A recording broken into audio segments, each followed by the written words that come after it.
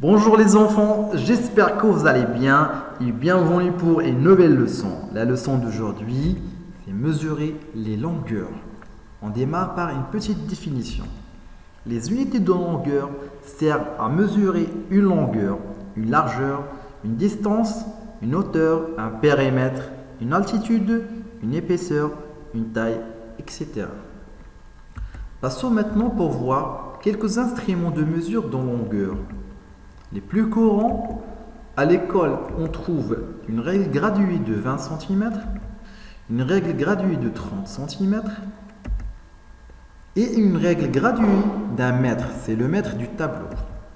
Dans la vie courante, on trouve le mètre pliant qui va de 1 à 2 mètres, le mètre ruban de couturière qui va de 1 à 2 mètres et le mètre ruban à enrouleur qui va de 1 à 20 mètres.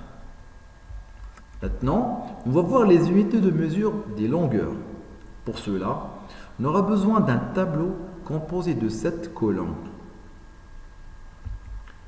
L'unité de longueur conventionnelle est le mètre. C'est l'unité principale.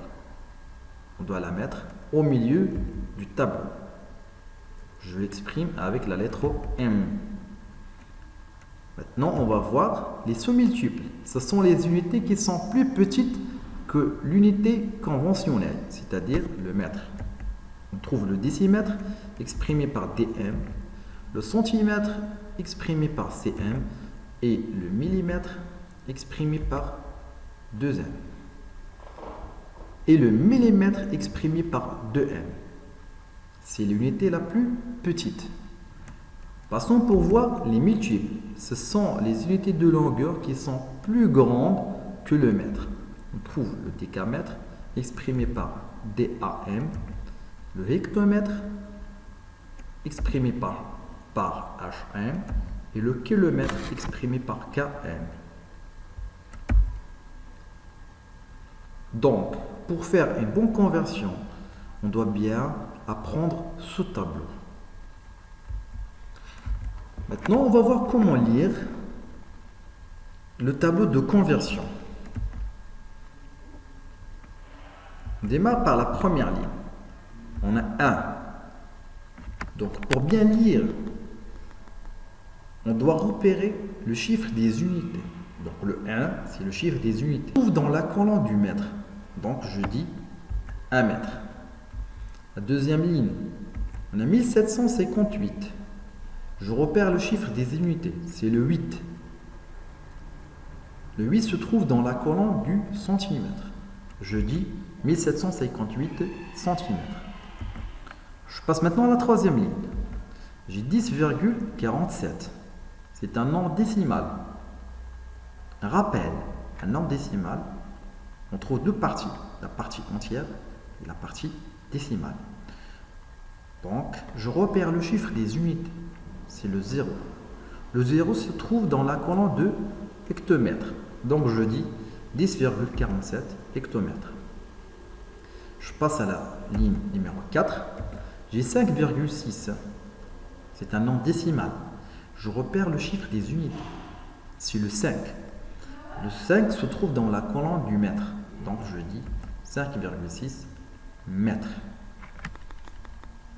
Donc, pour bien lire un nombre sur un tableau de conversion de mesure de longueur, tout d'abord, je dois repérer le chiffre des unités et la colonne où il se trouve.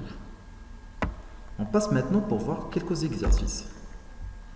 Je convertis à l'unité demandée. Dans ce premier exercice, on va convertir à une unité plus petite que l'unité principale. Exemple, 45 hectomètres. Je le convertis en mètres. Comme on a dit, je dois repérer le chiffre des unités. C'est le 5. Donc, je mets le 5 dans la colonne du hectomètre. Je finis l'écriture du nombre. Maintenant, je dois convertir en mètres. Je repère la colonne du mètre et j'ajoute des zéros jusqu'à la colonne du mètre. Voilà. À la fin, j'obtiens 4500. C'est 4500 mètres. Je passe au deuxième exemple.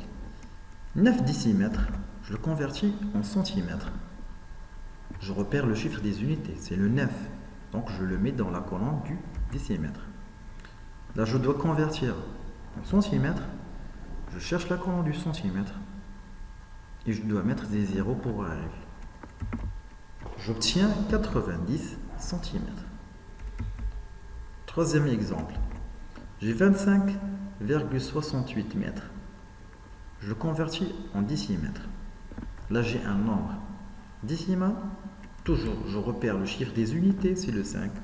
Je le mets dans la colonne du mètre. Je finis l'écriture du nombre. Bien sûr, sans mettre la virgule.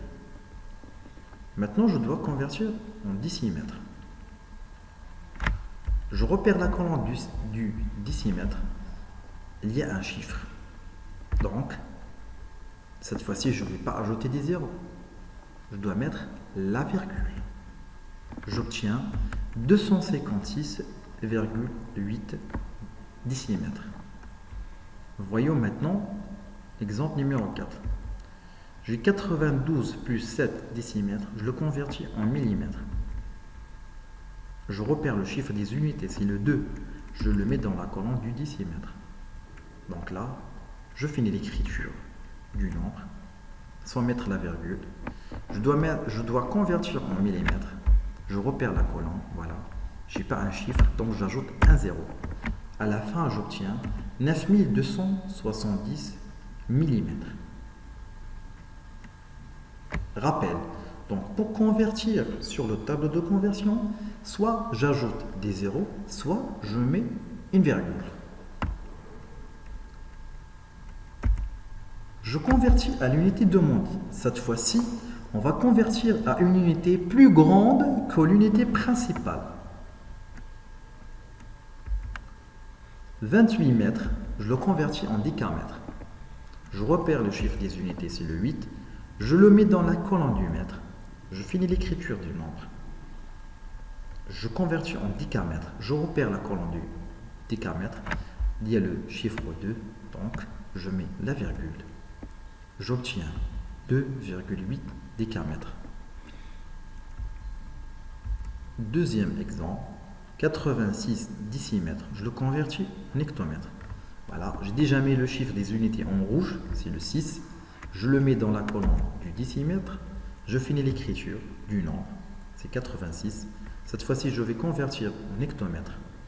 Et pour y arriver au hectomètre, j'ajoute des zéros. Et la virgule, parce que je dois le convertir en hectomètres. Voilà, j'obtiens 0,086 hectomètres. Je passe au troisième exemple. 7,2 mètres, je le convertis en décamètres. Toujours, je repère le chiffre des unités, c'est le 7. Je le mets dans la colonne du mètre. Je finis l'écriture du nombre. Donc pour arriver au décamètre, je dois mettre un 0 et la virgule. J'obtiens 0,72 décamètres. Dernier exemple, j'ai 48,2 hectomètres. Je le convertis en kilomètres. Je repère le chiffre des unités, c'est le 8. Je le mets dans la colonne du hectomètre. Je finis l'écriture du nombre. Ensuite, je repère la colonne du kilomètre. Il y a le chiffre 4. Donc, ce n'est pas la peine d'ajouter des zéros. Je mets la virgule. Donc, j'obtiens 4,82 km.